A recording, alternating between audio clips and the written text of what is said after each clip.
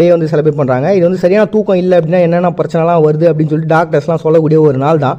சரி, என்னென்ன பிரச்சனை வரும் அப்படின்றதெல்லாம் தாண்டி இதனால் என்னென்ன நன்மை இருக்குது அப்படின்ற ஒரு விஷயத்தை நான் சொல்கிறேன். ஃபர்ஸ்ட் ஆஃப் ஆல், இந்த வளர்ந்த நாடுகள்லேயே கிட்டத்தட்ட 10% மக்கள் வந்து சரியான தூக்கம் இல்லாமல் கஷ்டப்பட்டுங்கிறாங்க, அவஸ்தைப்பட்டுங்கிறாங்கன்ட்டு.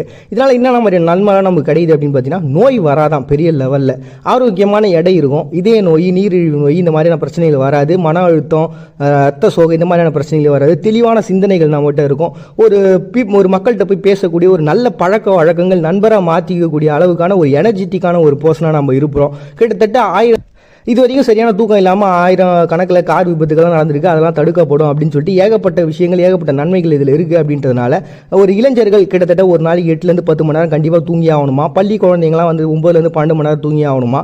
இன்னும் கை குழந்தைங்களாம் இருக்கிறாங்களா, அவங்களாம் 14லேருந்து 17 மணி நேரம் ஒரு நாளைக்கு கரெக்டாக தூங்கியே ஆகணுங்க.